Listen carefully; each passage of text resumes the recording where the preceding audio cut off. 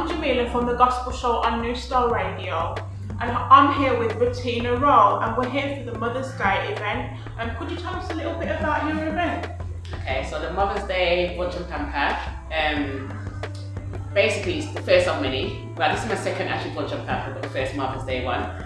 So obviously losing my mum, the month of March is a bad one for me anyway, because her birthday is March and also it's Mother's Day. And sometimes their birthday happens to fall on Mother's Day, so it's hard. But I've been trying to do things, do events, pertaining to grief, to kind of uplift and have another direction of kind of how we can celebrate our loved ones without just always, going to the norms, going to the cemetery, feeling down and out kind of thing. You're all gonna feel that anyway, but another way of celebrating them. So yeah, that's what this is about.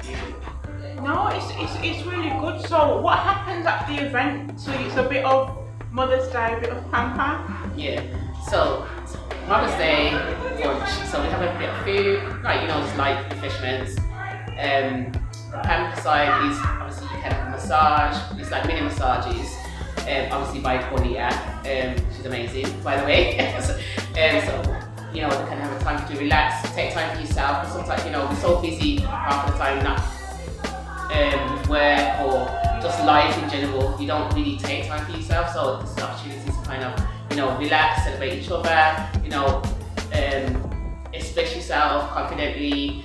No judgment here, and also have a little time for yourself.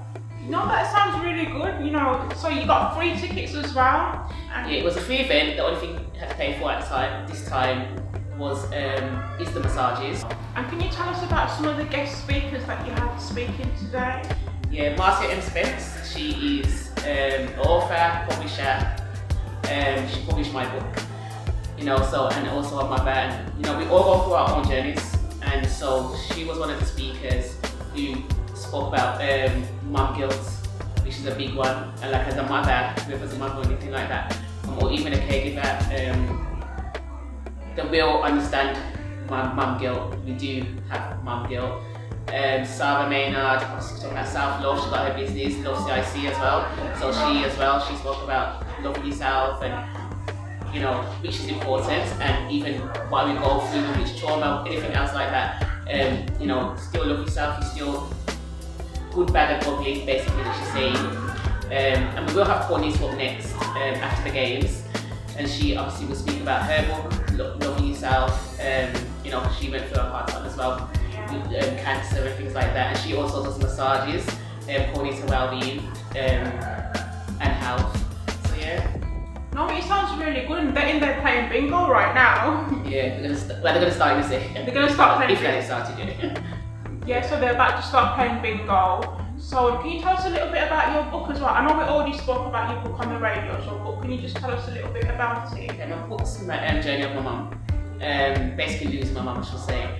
Obviously, I'm not a speaker of my mum's bereavement, so expressive through book was the best way to let my loved ones around me understand what I was going through, because I wouldn't tell them. I would just be like, yeah, I'm okay, or I'll just feel a bit down. I wouldn't tell them the full extent of it. But actually, writing the book was able to express myself without questions asked directly, and them to read it and understand what I was going through when I lost my mum, and still now, but not as much, because I'm trying to channel it differently than before.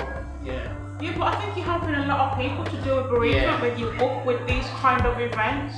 Mm-hmm. That's my aim. That is my goal. Support more people.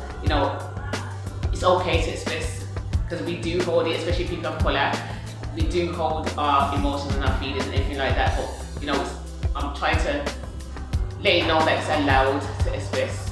Going to these groups allows you to understand what they're going through, and that can help you support them through it as well. Because if you don't know, you don't really understand. You don't really know what to do or what to say or anything like that. There's not much you can say, but sometimes just being there. Do you know what I mean? So the group is definitely beneficial.